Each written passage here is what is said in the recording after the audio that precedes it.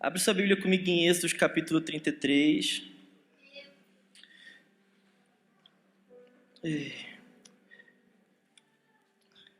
Eu tinha outro nome para essa mensagem. Eu acho que durante a palavra eu mudei. E durante a adoração. Fica comigo, gente, vai dar certo. Se eu pudesse dar um nome para essa palavra, eu diria a Igreja do Fim. Fala comigo, a Igreja do Fim. A gente tem falado durante esses dias muito sobre o retorno do Senhor. Mas para que tipo de igreja o Senhor voltará? Essa é uma reflexão que a gente tem que fazer. Nós não podemos jogar ela para debaixo do tapete. Nós não podemos clamar Maranata e não ser a igreja, o tipo de igreja que clama Maranata. Não adianta nós termos a convicção que o Senhor vai voltar se nós não somos o tipo de igreja para a qual o Senhor vai voltar. Então não é a minha intenção aqui ter todas as respostas, não é a minha intenção aqui fechar 100% o tipo de igreja do fim, não é a minha pretensão, até porque eu não tenho essa resposta toda. Eu queria refletir junto com vocês como se parece essa igreja. E para começar aqui a nossa reflexão juntos como uma igreja, como uma família, eu queria voltar lá no início. Na verdade, antes de ler com vocês o capítulo 33 de Êxodo, eu queria refletir um pouquinho com vocês sobre Abraão, como o Senhor tirou Abraão do meio de um povo pagão. Ele pegou um homem, ele levou um homem com a sua família a peregrinar.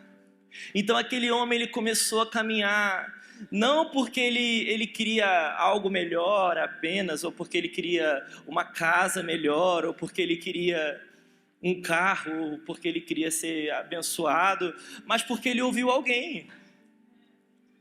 Então aquele homem, ele não começou a andar por aí como um peregrino, como alguém que foi sacado de um contexto em busca de uma pátria superior, é o que o escritor de Hebreus vai falar. Ele não saiu porque ele estava querendo algo melhor, meus irmãos, ele saiu porque ele ouviu. Aquele homem, ele tinha ouvidos para um outro alguém que o povo caldeu não tinha. Então o Senhor disse, sai da sua terra, da sua parentela, vai caminhar. Eu vou te mostrar algo superior. Então aquele homem com a sua família, ele começou a caminhar em busca de algo superior. E você sabe a história, Abraão, Isaac, Jacó, os patriarcas, até que o caçula de Jacó, um dos caçulas ali, José, um dos mais novos, ele é levado como escravo. Ele é levado como escravo para o Egito, vendido pelos seus irmãos. Você sabe a história como aquele homem ele é levantado no Egito, ele é salvação para sua família. Mas um pouco mais de 400 anos depois da sua morte, da morte de José no Egito, ninguém mais se lembrava. O faraó não lembrava mais quem era José, o faraó não lembrava mais quem era a família de Abraão e quem não era. Então aquele povo começou a ser escravizado, a ser subjugado. O povo de Gozém, os hebreus ali, os filhos de Abraão, começaram a ser escravizados. Porque o Egito não se lembrava mais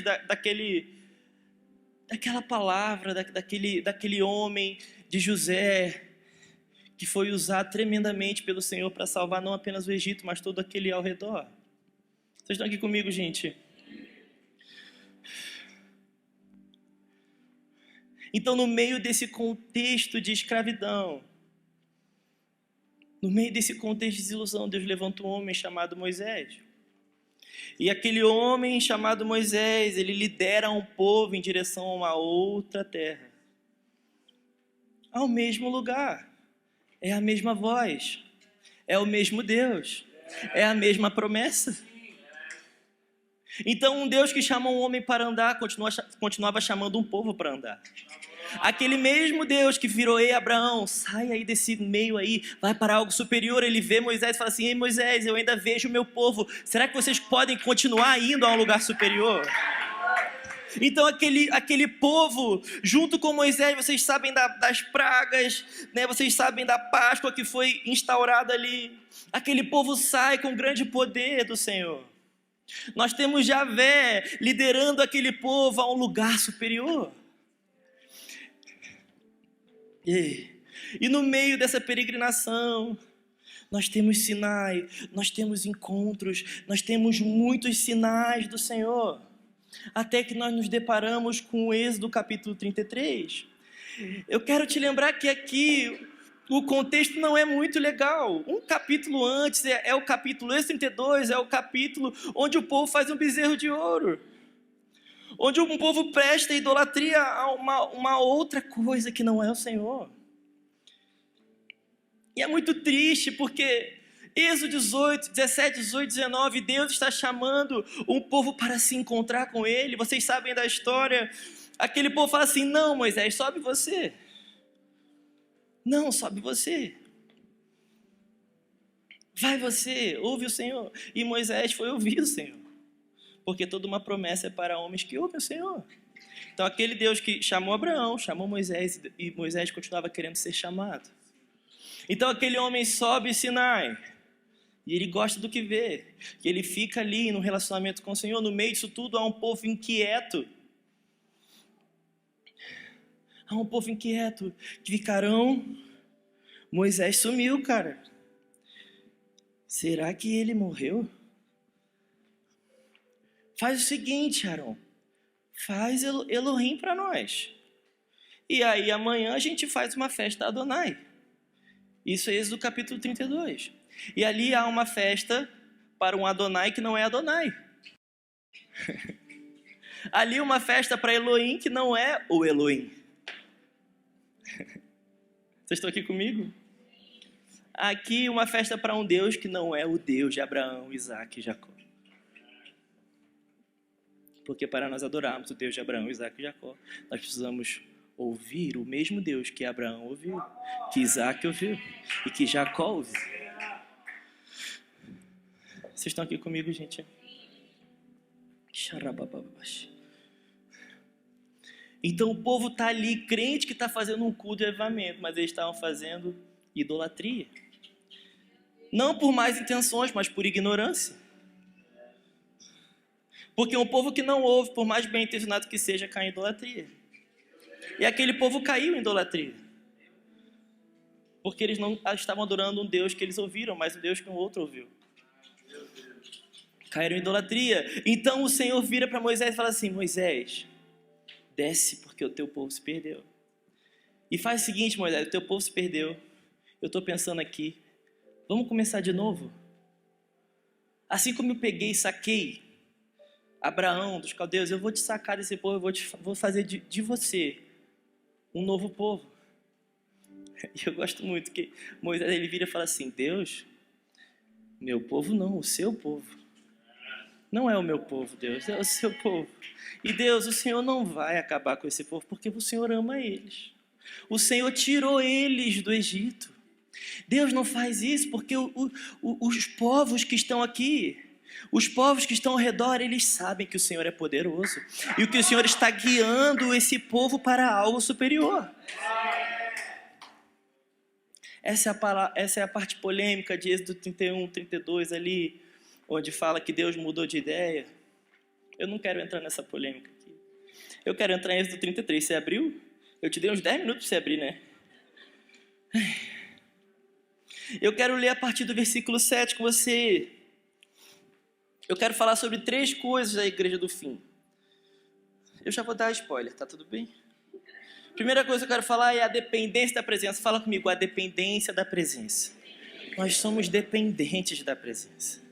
A segunda coisa que eu quero falar é a urgência da presença. Fala comigo, a urgência da presença. Porque nós não apenas dependemos, mas isso é para hoje. Isso é urgente. E a terceira e última coisa que eu quero falar é a realidade da presença. Fala comigo, a realidade da presença. Porque ela não é apenas para hoje, mas eu espero algo real. Então, Êxodo capítulo 33, versículo 7 diz assim: Ora, Moisés costumava pegar a tenda e armá-la para si, fora, bem longe do arraial.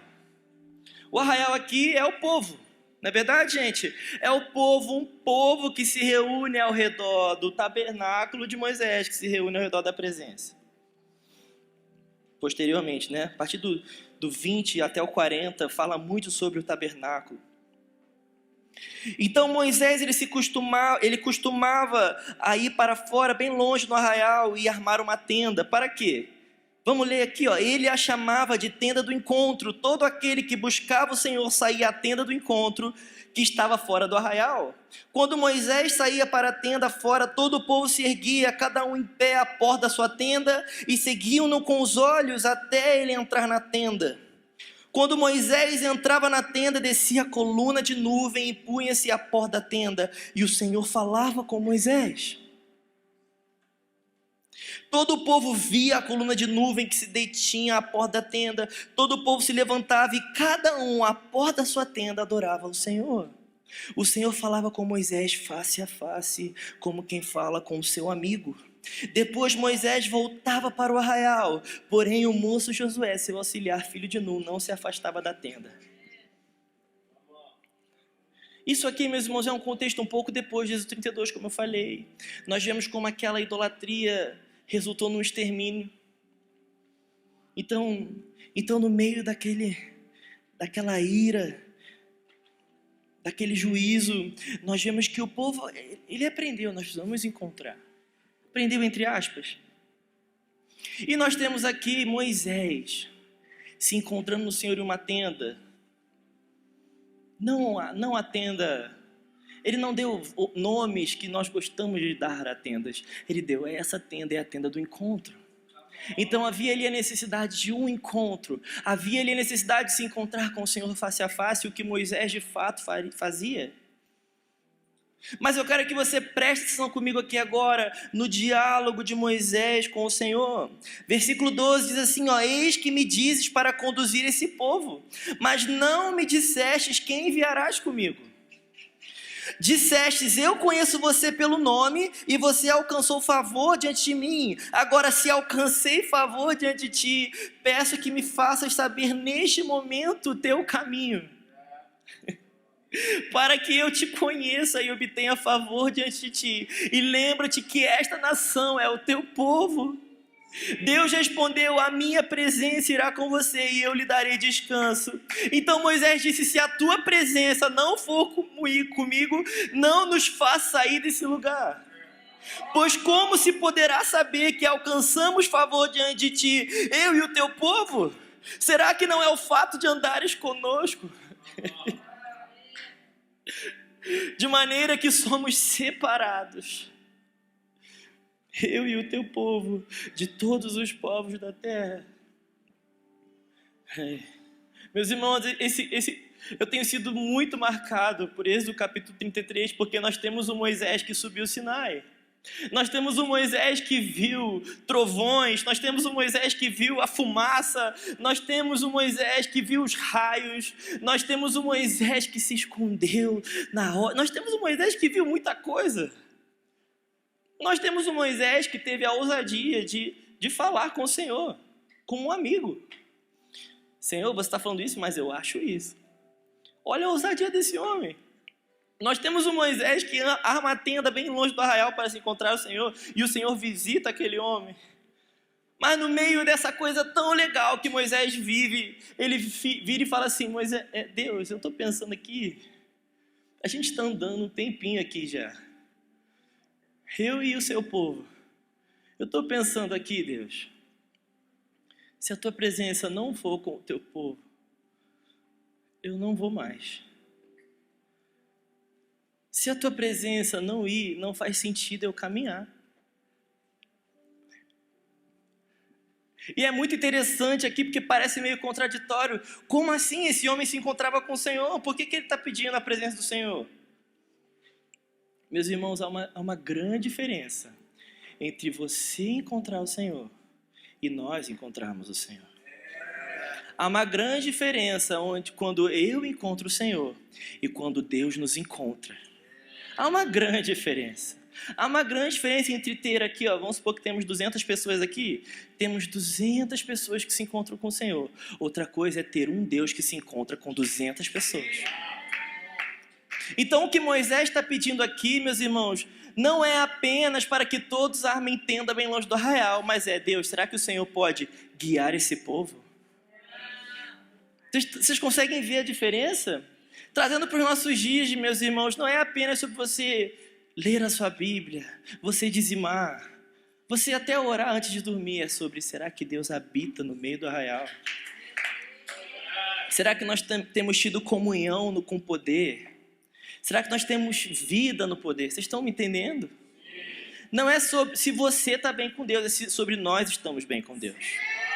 Não é sobre se você está dizimando, será que nós estamos sendo uma casa fiel? Não é sobre se você está orando, é sobre será que nós somos uma casa de oração? Não é sobre se você está bem no seu discipulado, será que nós somos uma casa fraternal? Então não é sobre você mais, meus irmãos, é sobre nós. Nós vamos entender o que Moisés está clamando aqui, não é uma dependência da presença para ele, é uma dependência da presença para nós. Vocês estão me entendendo? Então, quando nós entendemos o clamor de Moisés, de uma maneira coletiva, nós não damos mais nenhum passo se a presença não for. Mas nós muitas vezes estamos tão bem com Deus, bem entre aspas, que nós nos esquecemos da dependência. Nós estamos tão felizes na nossa vida cristã que nós nos esquecemos de como é Deus habitar no meio do povo. Então tá tudo bem, reuniões onde eu só ouço, porque eu estou bem com Deus. Vocês estão aqui comigo? Então vai comigo rapidinho em Salmos, capítulo 89, versículo 15. Mas que feliz, bem-aventurado o povo que conhece os gritos de alegria e que andam segundo a luz da presença. Bem-aventurado o povo que conhece os gritos de alegria, que anda ao Senhor na luz da sua presença. Meus irmãos, não é uma bem-aventurança para uma pessoa, é uma bem-aventurança para um povo. Não é sobre você conhecer um grito de alegria, é sobre nós conhecermos um grito de alegria. O que nós vivemos nesses dias, meus irmãos, não é uma experiência pessoal apenas, é uma experiência coletiva. Porque Deus não quer que apenas você ouça um grito de alegria, mas quer que a Cornerstone toda ouça um grito de alegria. Então nós vemos aqui que não há uma promessa apenas para a sua casa ter a presença, mas sobre a nossa casa ter a presença. Nós não queremos apenas que você seja avivado, nós queremos que nós sejamos avivados. Nós não queremos apenas que Deus more na sua casa, nós queremos que Deus more numa cidade. Vocês estão aqui comigo? Avivamento não é Deus morando na sua casa, isso também.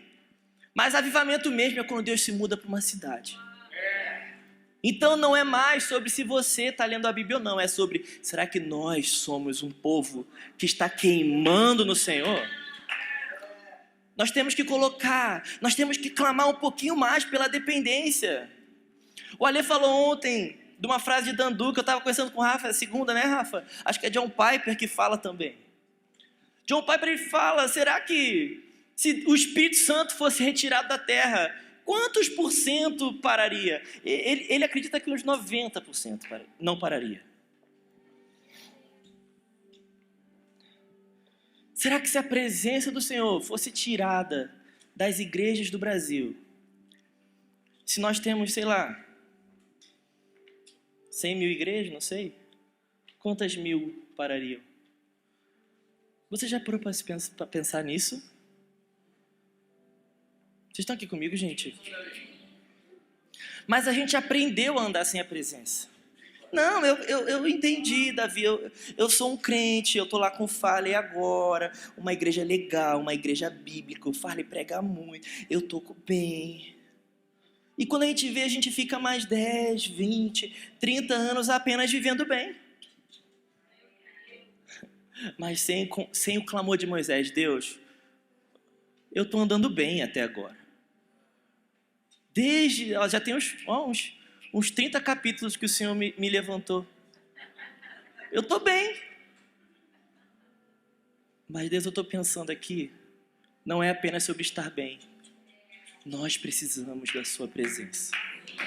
Porque se a sua presença não for comigo, vai ser a mesma coisa. E aí fica tudo bem, aí fica tudo mal. Aí fica tudo bem, aí fica tudo mal. Aí fica tudo bem, aí fica tudo mal. Meus irmãos, sem a presença não dá. Você pode tentar muito. Nós precisamos da presença. Nós não precisamos de Deus apenas, no nosso quarto. Nós precisamos de Deus na nossa família. Nós precisamos de Deus no nosso coletivo. Nós precisamos olhar uns para os outros aqui antes do culto e falar assim, meu Deus, Deus está aqui. E não apenas esperar algo. Nós começamos a consumir quando nós não somos consumidos. E a única vez que a Bíblia, você pode ver, a única vez que a Bíblia vai falar sobre consumo num culto, ela vai falar sobre Deus consumindo. Hebreus capítulo 12, o último versículo, nosso Deus é fogo consumidor. Então quem vem consumir é Deus. Então não é sobre 200 pessoas consumindo uma liturgia devocional, mas é sobre um fogo consumindo pessoas aqui. Então nós temos uma igreja que depende da presença. Meus irmãos, quando nós aprendemos a depender da presença, nós vamos ver que quem consome é a presença e não eu consumo a presença. É a presença que nos consome. É Deus que nos consome.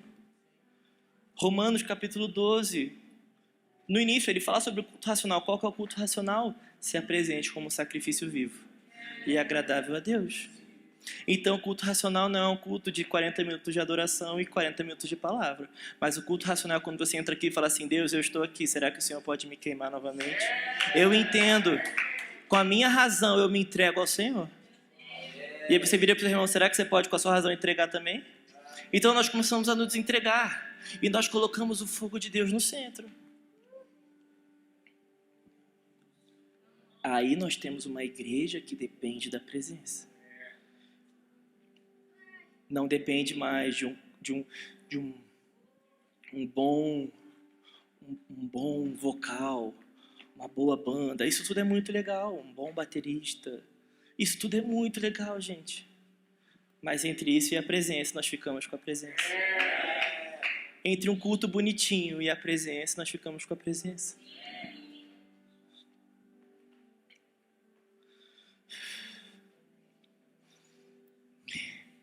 Então nós sabemos que Deus, ele foi com aquele povo. Nós sabemos que Josué adentrou uma terra. Nós vemos o tempo dos juízes ali. E o povo pede um rei. Porque já estava dentro do homem. Eles começaram a pedir rei porque eles estavam vendo nos outros. Isso é muito ruim. Mas eles já tinham clamado, nós precisamos de um rei.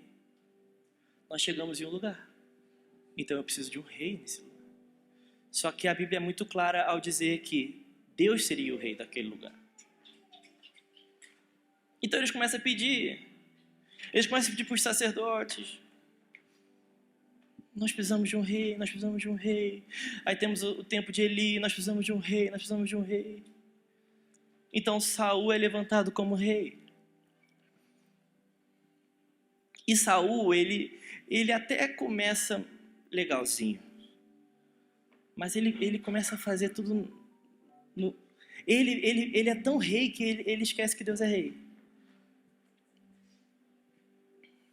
E nós sabemos da história como Saul, ele se definha e ele acaba. Ele vai de rei a nada. E nós temos Davi se levantando. Na verdade, Deus levantando Davi. Então, abre comigo em 1 Crônicas, capítulo 16. Então, nós falamos em Moisés sobre a dependência da presença. E agora eu quero falar em 1 Crônicas 16 sobre a urgência da presença. Porque nós temos um libertador chamado Moisés, que na verdade nós sabemos que só foi um instrumento para o verdadeiro libertador. E aqui nós temos um rei que entende a urgência, mas também nós sabemos que é só um instrumento do verdadeiro rei. Então, 1 Crônicas, capítulo 16.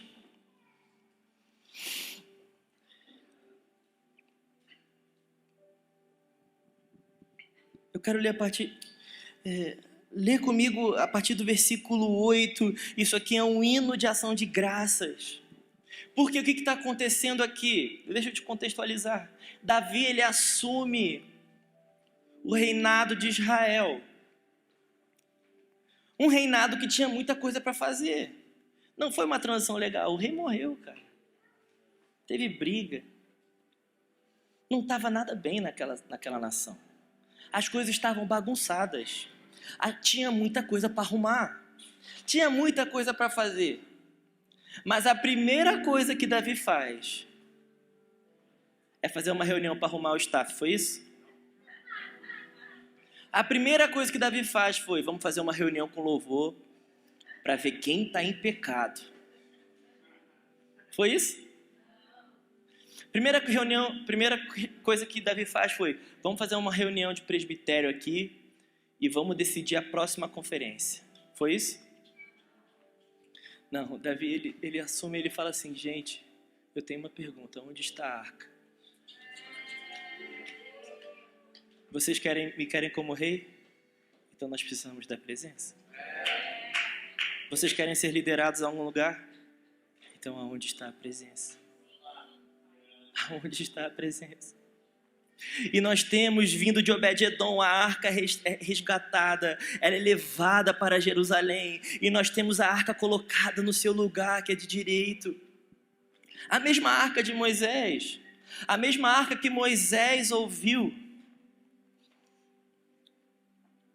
E nós sabemos, o Farley pregou aqui sobre a Shekinah. Nós sabemos que, como eu comecei falando, o arraial se reunia em volta do tabernáculo. Então nós tínhamos o átrio que tinha o santo lugar, e os sacerdotes ali reunidos ao redor do santíssimo lugar. Então era uma disciplina sacerdotal que toda ela estava voltada para o centro do tabernáculo, que era a presença. Então toda a adoração dos hebreus estava apontada para a presença. Nós temos um arraial que se reúne ao redor do tabernáculo, mas nós temos um tabernáculo que se reúne ao redor da presença. Trazendo para os nossos dias, meus irmãos, não adianta nada a gente levantar a Cornerstone para Curitiba e aí mostrar para Curitiba toda que tem uma igreja, se nós, como Cornerstone, nós nos reunimos ao redor da presença.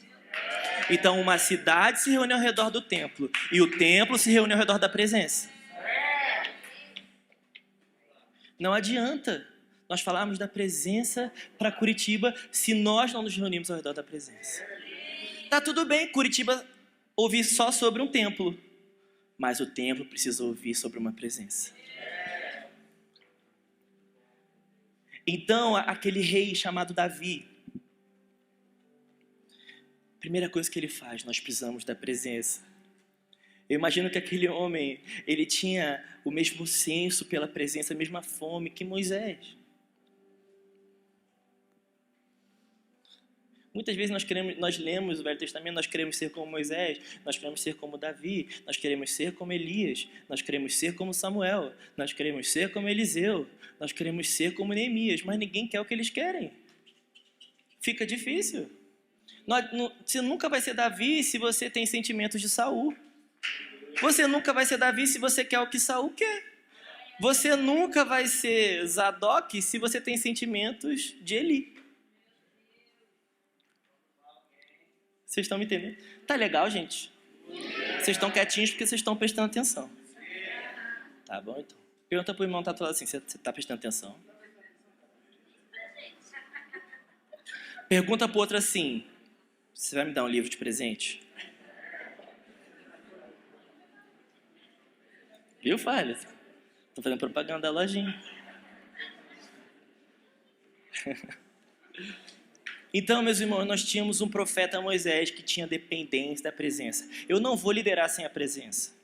Mas nós tínhamos um rei Davi aqui também, que tinha a urgência da presença. Então não é apenas Deus, se o Senhor não estiver, eu não vou. É, aonde está a presença? Então nós não temos aqui apenas uma dependência, mas nós temos uma urgência. Nós não temos aqui apenas um líder que fala assim, olha, se não tiver, eu não vou. Isso é bom, mas nós temos aqui um Deus, um rei que fala assim, gente, é para hoje. Traz essa arca logo. Eu preciso dela hoje. Eu preciso dela aqui agora. Então não é só sobre depender da presença, mas aí eu preciso ter fome da presença. Não é só, tá tudo bem, Davi, eu vou parar meu trabalho, eu vou parar minha faculdade, eu vou parar minha célula, eu vou parar tudo porque eu preciso da presença, tô off que eu não tenho presença. Não, meus irmãos, é para hoje. É hoje, a presença é para hoje. Nós não podemos viver sem a presença. Então não é apenas uma dependência, mas é uma urgência. Então eu quero ler com vocês o Salmo que fala exatamente aqui. É esse Salmo de ações de graça que está lá no 105. Salmo 105. Está lá no 105, é bom, né? Parece que está lá no 105. Parece um apartamento.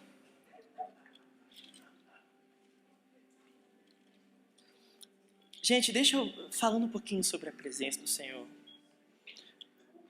Eu vejo um padrão nas Escrituras, eu tenho pensado muito nisso. Se você for ver os versículos que falam da presença, eles sempre falam sobre 3 coisas. A primeira coisa que eu ia falar é sabedoria. Então, quem se reúne ao redor da presença, os sábios, os tolos se afastam. Então, sabedoria é muito falada. A segunda coisa que é falada é sobre descanso. Descanso bíblico, meus irmãos, é contemplar. Não adianta nada. Você trabalha 6 dias na semana, você folga 1 e você não contempla, você vai continuar cansado. Descanso bíblico é, Deus, eu poderia trabalhar os 7 dias, mas eu confio em você.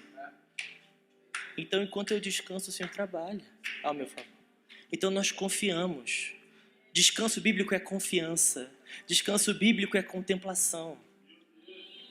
Descanso bíblico não é soneca, gente. Isso faz parte. Porque soneca é muito gostoso, né, gente? Quem gosta de uma sonequinha? Depois do almoço, assim. Depois daquela costela no chão. Você come com aquela farofa. É manto. Aí depois você descansa. Você tira uma soneca. É gostoso, gente. Eu gosto muito de pensar, vocês estão aqui comigo? Que o Senhor Jesus, ele vira ali no finalzinho, ele vira para os seus discípulos e fala assim, não é possível que vocês não conseguem orar um pouquinho mais comigo. Aí você pode falar assim, nossa, Jesus era meio radical, né? Os caras estavam desde manhã com Jesus. É meio ativista esse Jesus, né, gente? Mas, meus irmãos, quando a gente para, a gente perde a contemplação, a gente fica desgovernado. Nós temos um Jesus que descansa, mas ele descansa na hora certa. Então nós temos um Pedro que quer dormir quando é para orar. Mas nós temos um Pedro acordadão no meio da tempestade e Jesus está dormindo. Jesus está dormindo. Então Jesus dorme também. Tô brincando, vocês estão entendendo.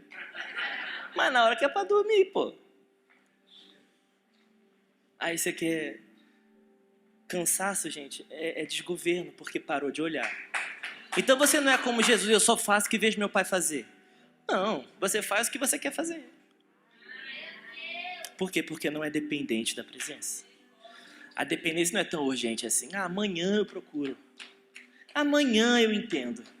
Amanhã eu vivo isso, tudo que... Muito legal esse negócio, todo mundo caído no chão gritando, os gritos de alegria aqui. Ontem teve muito grito de alegria aqui. Amanhã eu vivo isso, hoje deixa por falha.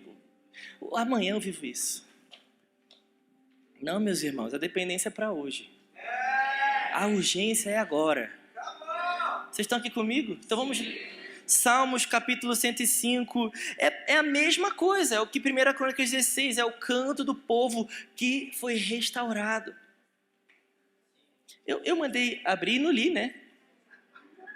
É a mesma coisa. Gente, desculpa. Mas é a mesma coisa. Eu sou assim.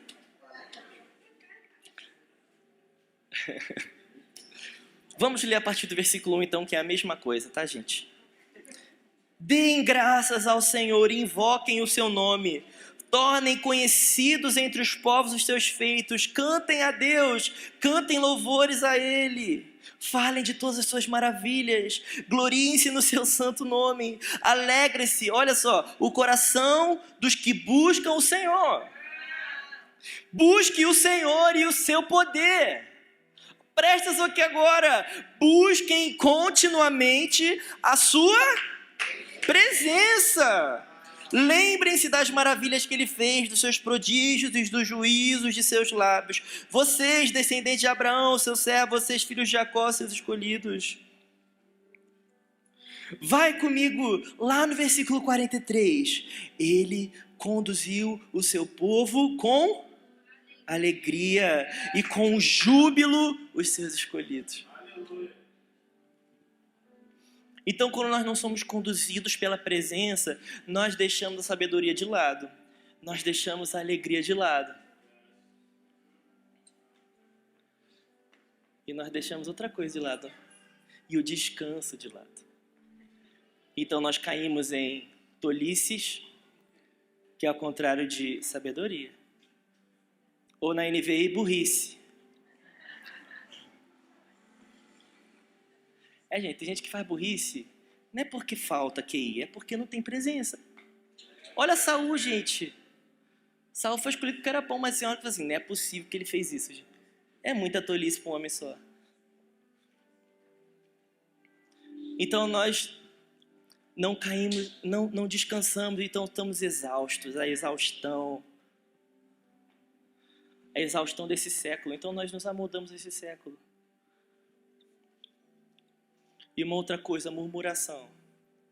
Então cuidado, porque murmuração, exaustão e tolice é sintoma, provavelmente você está andando sem a presença. A pessoa, quando ela fica chata demais, é que está faltando o prai, sabe o prai? Aí a pessoa fica assim, ó, fica chata. Gente, quem não ama Jesus é chato. Não é verdade, gente? A gente que ama Jesus, a gente é feliz, não é? A gente é feliz, a gente é leve, a gente é... Olha, vamos lá.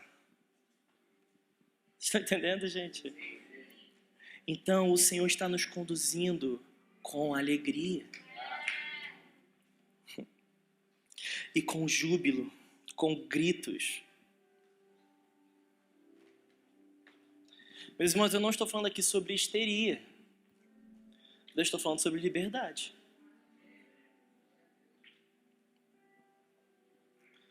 Muitos de nós estamos polidos demais porque nós estamos muito preocupados com a nossa reputação e não estamos dependendo, não estamos com urgência no Senhor. Então nós precisamos, meus irmãos, da dependência como nós lemos lá em Moisés e da urgência como estamos lendo em Davi, porque isso tudo aponta para uma coisa chamada realidade. Então nós falamos sobre a dependência e a urgência. Agora fala comigo, a realidade da presença. Então abre comigo em 1 Crônicas 17, que a gente leu 16. O que aconteceu em 16? Não leu, né? Mas a gente leu 105 que está lá. Fica de dever de casa. O que está acontecendo em 1 Crônicas 16 é que eu dei um panorama. A arca está voltando. Então vamos cantar. Vamos nos alegrar. E aí, no capítulo 17, 1 Crônicas, tem uma indagação muito boa de Davi. Olha, eu quero ler a partir do versículo 1. E aconteceu que quando Davi já morava em seu palácio, ele disse ao profeta Natã: eis que eu estou morando num palácio feito de cedro, mas a arca da aliança do Senhor se encontra numa tenda. Isso aqui é um Deus... eu estou cismando com isso, né? Estou trocando as palavras hoje, gente. Foi esse final de semana, gente. Foi difícil. Não foi? Ontem eu saí daqui de SAMU. Tava passando vergonha já. Desculpa, gente. Passei vergonha ali. Quem viu eu passando vergonha? Eu estou em casa, gente. Eu estou em casa. Então nós temos um rei aqui que fala assim, pronto, Nós temos a presença. Nós somos dependentes, isso é urgente, agora está tudo bem, Israel está prosperando, a igreja está avivada. Mas eu estou pensando aqui, está tudo muito bonito, mas o Senhor ainda mora numa tenda.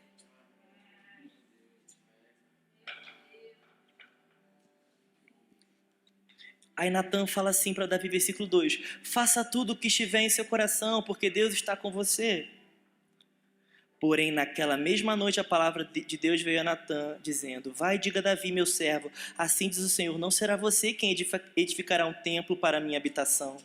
Desde o dia em que te tirei de Israel do Egito até o dia de hoje, não habitei em nenhum templo, mas tenho andado de tenda em tenda, de tabernáculo em tabernáculo. Em todos os lugares que andei com todo Israel, por acaso falei alguma palavra com algum dos seus juízes, a quem mandei apacentar o meu povo, dizendo: por onde vocês não construíram um templo de cedro para mim? Por que vocês não construíram? Agora diga ao meu servo Davi, assim diz o Senhor dos Exércitos: eu tirei você das pastagens e do trabalho de andar atrás das ovelhas para que você fosse príncipe sobre o meu povo de Israel. Estive com você por onde quer que você andou e eliminei todos os seus inimigos diante de você. Engrandecerei o seu nome como só os grandes têm na terra. Prepararei um lugar para o meu povo de Israel e o plantarei para que habite no seu lugar e não seja mais perturbado. E jamais os filhos da perversidade o afligirão como no passado, desde o dia que mandei que houvesse juízo sobre meu povo de Israel. Agora vai no versículo 11: quando se cumprirem os seus dias e você for para junto de seus pais, então farei surgir depois de você o seu descendente, um dos seus filhos, estabelecerei o seu reino, este edificará um templo para mim e eu estabelecerei para sempre o seu trono. Então Davi, gente, presta atenção aqui, gente, é muito importante essa parte. Davi falou assim: olha, a presença está aqui, o reino está prosperando, vamos fazer um templo para o Senhor, para Ele habitar, para Ele não morar mais de tenda em tenda, de tabernáculo em tabernáculo, para que Ele não fique aí peregrinando por aí. Vamos fazer um templo fixo. Só que o Senhor vem a Natan e fala assim: Natan, fala assim para Davi: cara, você está muito legal, mas não vai ser você. Vai ser o seu descendente. O seu descendente. O filho de Davi. Nós sabemos hoje que isso não é uma promessa apenas para Salomão. Nós sabemos que Salomão colocou um templo lá. Nós sabemos sobre o templo de Salomão. Ele foi muito bacana. Mas nós estamos esperando um outro templo. Nós estamos esperando um outro templo, meus irmãos. Vamos lá. Enquanto esse templo não vem, nós ficamos com a presença. Enquanto esse templo não vem, nós ficamos com a dependência da presença. Enquanto esse templo não vem, nós ficamos com a urgência da presença. É por isso que os apóstolos falaram assim: eu vou reedificar a casa de Davi.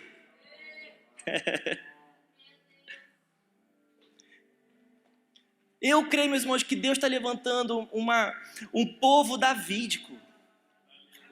Um povo que não se conforma. Davi queria a presença é para hoje. Nós temos um rei que dança, que a sua mulher, ela fala assim: eita, tá muito, too much. Tá muito, você é rei, fica comportado. Então nós temos um rei que é violento na presença. Nós temos um rei que é salmista, um rei que canta para o Senhor. Mas nós vemos esse mesmo rei falando assim: eu não darei descanso, Salmos 132, aos meus olhos. Eu não darei descanso aos meus olhos até que eu veja uma casa para o Senhor. Nós espiritualizamos demais isso, como o Alê pregou ontem. Nós achamos que nós estamos falando sobre Não, meus irmãos, isso aqui está falando sobre o que viria depois dele. Nós estamos falando de um rei que fala assim: eu vou gastar a minha vida para manter a presença, porque o meu filho virá e estabelecerá o templo do Senhor. Voltando para a igreja do fim que eu comecei falando, meus irmãos, estamos falando sobre uma igreja que zela pela presença. A presença é para hoje, nós dependemos da presença, porque nós sabemos que o filho de Davi voltará e estabelecerá para sempre a sua presença. Quem subirá ao monte do Senhor?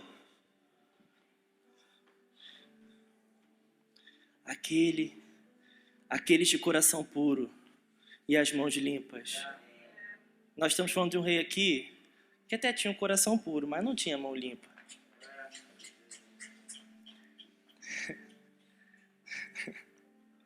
Meus irmãos, estamos falando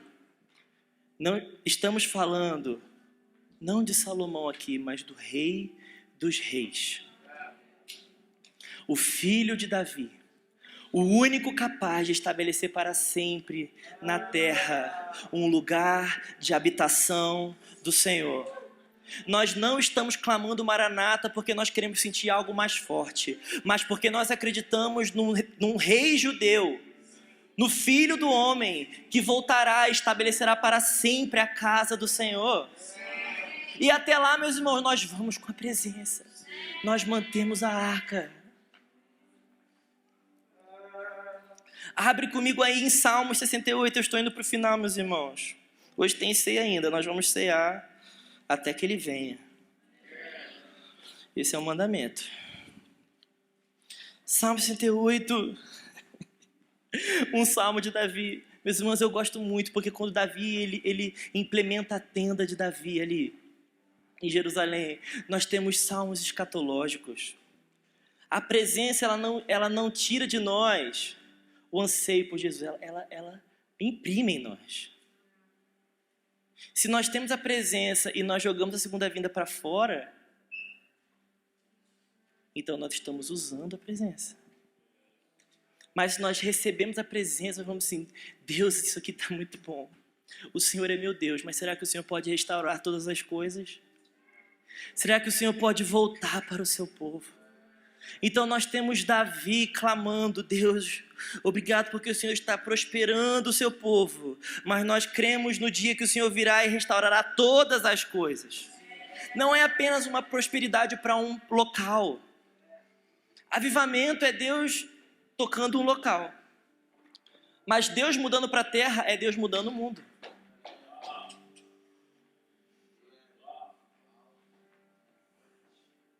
Vocês estão aqui comigo, gente? O que nós queremos? Nós queremos só uma vida melhor, um salário melhor, ou nós queremos ver Deus mudando para a terra? O que nós queremos? Vamos ser sinceros. Por que nós queremos a presença? Por que nós queremos um avivamento? Nós não queremos um avivamento porque nós queremos sentir mais, ou chorar mais, mas porque nós aguardamos alguém.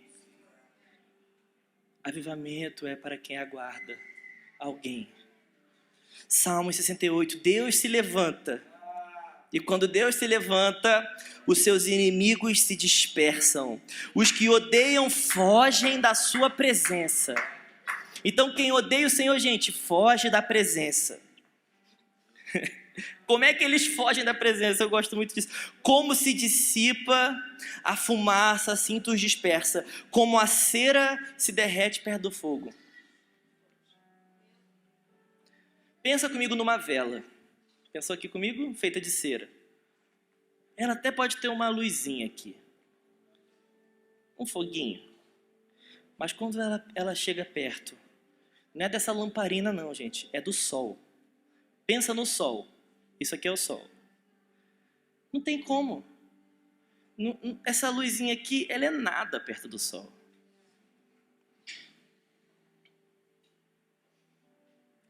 Então, à medida que o sol da justiça volta para o seu lugar, os seus inimigos se dispersam, eles se derretem na sua presença. Assim os ímpios somem da presença de Deus. Os justos, porém, se alegram. Vocês não estão lendo comigo? Exultam na presença de Deus e folgam de alegria, e fartam de alegria.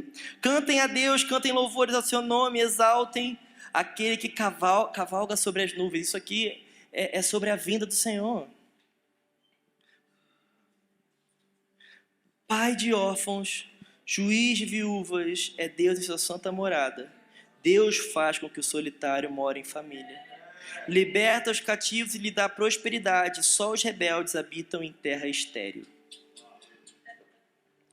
Meus irmãos, esses últimos versículos que eu li, no ano a gente lê muito ele. E o Senhor tem me levado a ler ele desde o versículo 1. E eu sei que vocês carregam muito uma palavra de família. Eu sei que vocês querem viver família. Eu sei que vocês querem viver o amor fraternal. Mas, meus irmãos, não tem como fazer o solitário habitar em família se nós não colocarmos a presença no seu lugar. Porque é a presença no seu lugar de direito que dispersa tudo que odeia a presença. Então, quando a presença é realinhada no seu lugar, tudo se dissipa. Todos os sentimentos contrários vão embora. Então nós paramos de ter aqueles probleminhas, sabe? Que só nos atrasam. Ai, o culto, o ar estava a 18 graus. Eu gosto de 20. Meus irmãos, você já parou para pensar que tem gente que adora a Deus no deserto com 40 e poucos graus? 50 graus?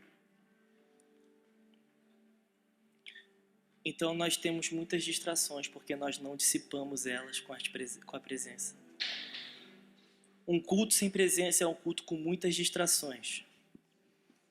Vocês estão aqui comigo, gente? E como eu falei, esse é um salmo escatológico, esse é um salmo que fala sobre uma bendita esperança. E quando nós temos essa bendita esperança, nós temos a dependência, nós temos a urgência, mas nós aguardamos a realidade. Nós temos a dependência, nós temos a urgência, mas nós aguardamos a realidade. E essas coisas, elas não são antagônicas, mas elas andam juntas. Porque Deus não volta para quem sabe, mas para quem espera. Vocês estão aqui comigo? Você saber que Deus vai voltar não muda nada. Agora, quando nós temos um povo que espera na presença, quando nós temos um povo que espera à espreita, como o Farley tem pregado, então nós aguardamos. A presença é para hoje, mas nós queremos algo maior. Nós estamos caminhando para algo superior. Vamos lá, alguém. Será que Deus pode sacudir alguém aqui?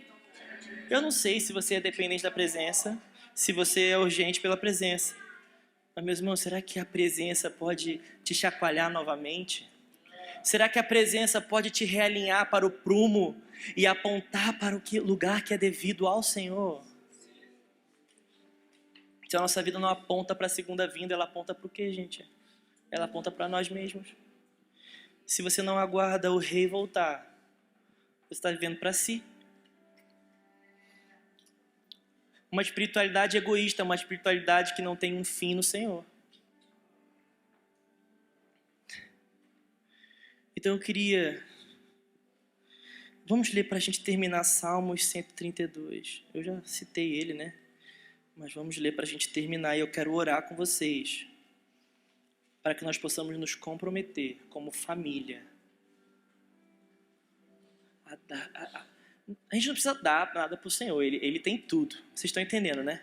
Mas permitir que o Senhor tire todas as distrações e realinhe a sua presença em nosso meio.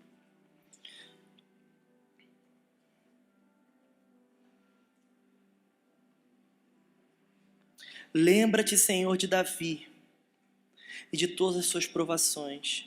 Lembra-te de como ele jurou ao Senhor e fez votos ao poderoso de Jacó, dizendo: não entrarei na tenda em que moro, nem me deitarei no leito em que repouso. Não darei sono aos meus olhos, nem repouso às minhas pálpebras, enquanto eu não encontrar um lugar para o Senhor, uma morada para o poderoso de Jacó. Ouvimos dizer que a arca estava em Efrata e a encontramos no campo de Jaar. Entremos na sua morada, adoremos diante do estrado de seus pés. Levanta-te, Senhor, e entra no lugar do teu repouso, tu e a arca do teu poder. Versículo 10, por amor de Davi teu servo, não rejeites o teu ungido, o Senhor jurou a Davi com firme juramento, e dele não se desviará. Farei com que no seu trono se assente um dos seus descendentes. Vocês estão aqui comigo, gente? Eu perdi vocês não, né? Então, meus irmãos, eu creio que o Senhor está fazendo aqui nessa igreja homens e mulheres que amam a presença. Homens e mulheres que estão dispostos a dar tudo pela presença. Homens e mulheres como Moisés, que estão dispostos a parar tudo pela presença. A largar emprego pela presença. A largar faculdade pela presença. A largar horários pela presença. Não, nada mais importa. A sua presença é o que importa. Mas eu também creio que Deus está levantando aqui homens e mulheres que são como Davi. Antes de qualquer coisa, a presença é para hoje. Nós não vamos fazer mais nada sem a presença. Eu não vou apenas esperar a presença, mas a presença é para agora. Mas não apenas isso. Eu creio que Deus está levantando aqui homens e mulheres. Homens e mulheres dos últimos dias, que não apenas dependem e são urgentes, mas estão esperando uma realidade superior. Não está nada bem sem o Senhor aqui. Não está nada bem sem o Senhor aqui.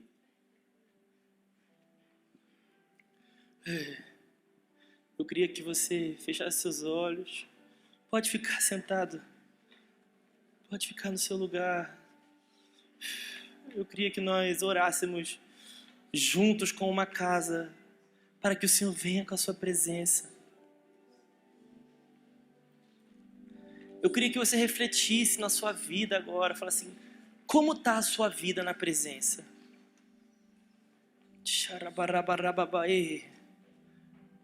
Deus nos perdoe porque nós fazemos muitas coisas sem o Senhor. Deus, tome o seu lugar novamente na vida dos meus irmãos, na minha vida. Deus, nós damos a nossa vida para o Senhor.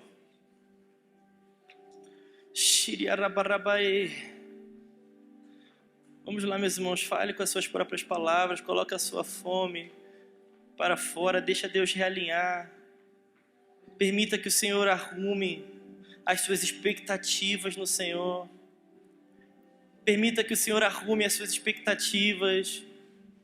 Talvez você esteja em transição, vindo para essa casa, esperando uma parada muito legal.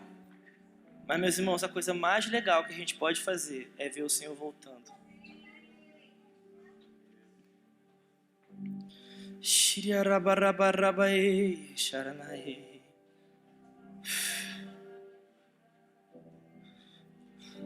Deus, levante nessa casa homens e mulheres dispostos a dar a vida pela presença. Dispostos a dar a vida pela presença. Vamos lá, vamos lá. Vamos lá, vamos lá. A sua presença no primeiro lugar. O Senhor no primeiro lugar. Deus, nós mandamos embora agora tudo que disputa com a sua presença.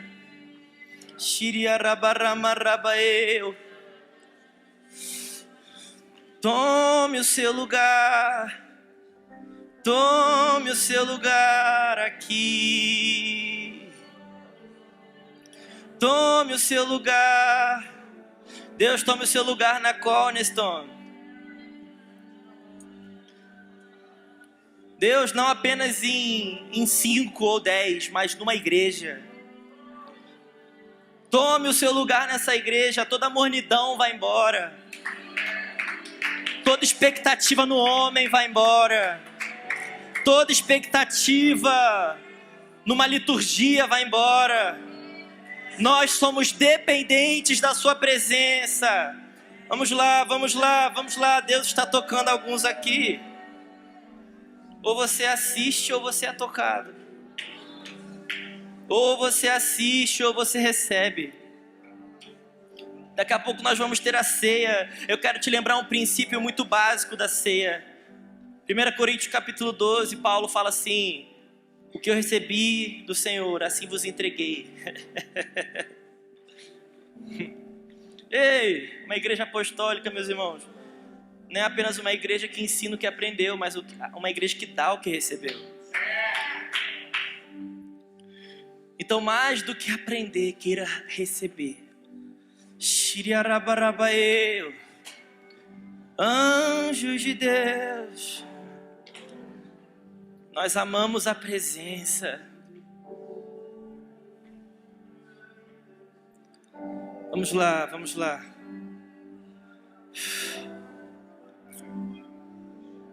Deus levanta homens e mulheres dependentes da presença. Homens e mulheres dependentes da presença. Toda preocupação vã vai embora. Toda preocupação com esse mundo. Nós nos preocupamos com o que há de vir, Senhor. Ei, Deus batiza-nos com amor pela sua volta. Batiza-nos com amor pela sua volta. Shiriarabarabaê. Vamos lá, vamos lá, vamos lá. Tem algo mais. Tem algo. Tem algo, vamos. Vamos. Vamos.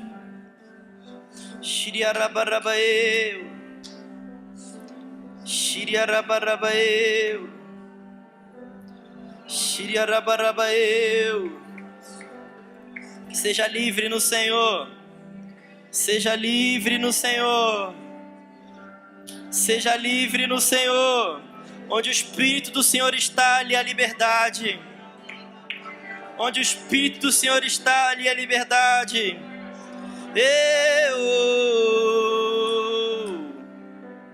Shiriarabarabaê. Vamos lá, vamos lá.